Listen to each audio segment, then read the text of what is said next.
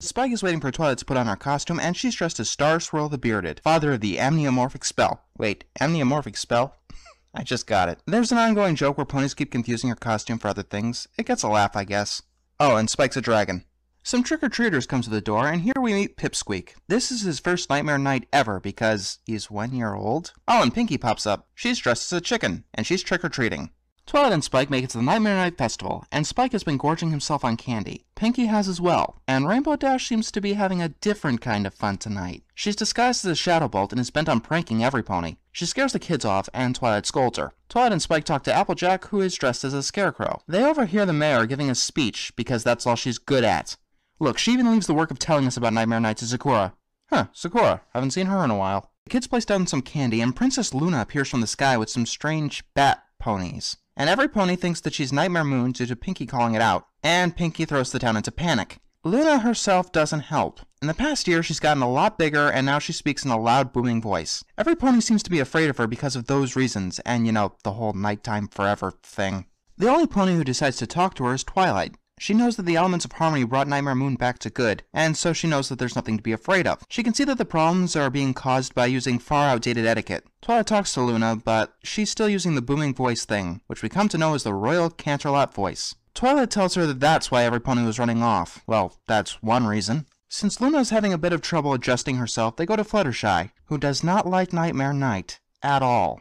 So Twilight gets her out, but Fluttershy isn't able to get over her fears to help, and so she tries to run back inside. Slapstick! And for some reason that teaches Luna to talk softer. This works perfectly, until Pinkie comes by and causes another uproar. Twilight convinces Luna to ignore them, and gets her to go to the Nightmare Night Festival. They run into Applejack, who seems to be afraid of Luna. Okay, I understand Pinkie freaking out because she's Pinkie, and other reasons we'll see later. And I get Fluttershy freaking out, but why Applejack? I mean, she usually has more common sense than Twilight. And then Applejack gets over her fear for pretty much no reason whatsoever. Applejack tells Luna that the best way to become liked is to have some fun. Luna plays a game where she tries to throw some spiders on a web, which is a scene so iconic that it inspired a Flash game called Luna vs. Fun.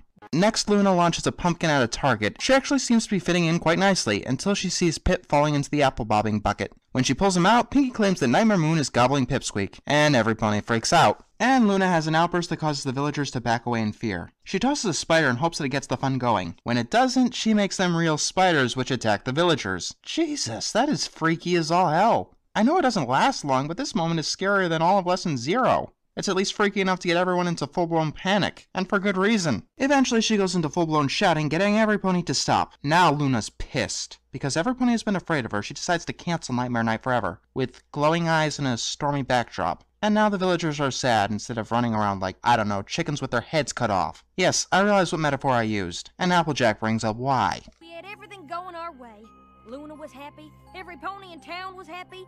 Now look at them. If there's an episode that Pinkie really gets on my nerves, it's this one. Every time Luna gets a little closer to happiness, Pinkie just happens to be there and resets everything to 0. It makes the whole episode really frustrating. And this is just a nitpick, but Pinkie looks really awkward in that costume. Something about the neck being a bit too long. Twilight isn't defeated yet, so she goes to find Luna, who is forlornly walking over a bridge. She tries to convince Luna that the ponies really aren't afraid of her, but she fails. So Twilight takes the next logical step and tracks down Pinkie Pie with candy. So Twilight ambushes Pinkie in an alleyway and tells her not to shriek or scream. No comment. Twilight shows Pinkie Luna, and she keeps her promise. Just barely. Then we have what I think is a homage to E.T., until Rainbow ruins it by doing her pranking, causing Pinkie to run off after laying an egg. The strangest thing about that scenario is that the egg is polka-dotted. Of course, this farce has gone on too long, so Twilight stops Pinkie by force. And then Twilight claims that Luna doesn't want to gobble Pinkie up. Well, duh. So why do you keep running away and screaming? Sometimes it's just really fun to be scared.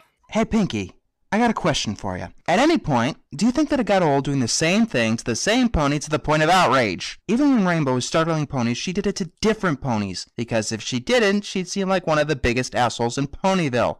So every pony is bummed out, but Sakura convinces the pony to give up some of their candy to the Nightmare Moon statue. And Nightmare Moon appears and purposely scares the shit out of every pony. Pip comes back and tells Luna that he liked to be scared, so he wants her to come back next year. So Luna brings Nightmare Night back, and we learn that you should pass your friendships on to others. A really good moral that kinda makes up for some of the frustration. Rainbow tries to zap Twilight, but Luna gets her first, and Pinkie gets off scot-free. What are my feelings towards this episode? Mixed. I like the humor, and I really like the lesson, but there are just a bunch of things that bother me. Most notably is Pinkie Pie. I'm not going to argue whether being this juvenile was in or out of character for her, because you could really go either way, but it was just frustrating. I hate it when there's something easily preventable that just makes things go worse and worse. I mean, I'd feel better about the whole thing if she said sorry or something at the end, but she didn't. And then there's the point that he who must not be named brought up. Why hasn't any pony been coaching Luna on how to behave in modern times? Were they just letting her act like this the whole time, going around shouting at ponies? It's as if she just became Luna again yesterday, and if that's the case, then every pony should recognize that she's Luna. Yes, sometimes it's fun to be scared, and sometimes there's just being an asshole. So, that leaves the question of what do I give this episode?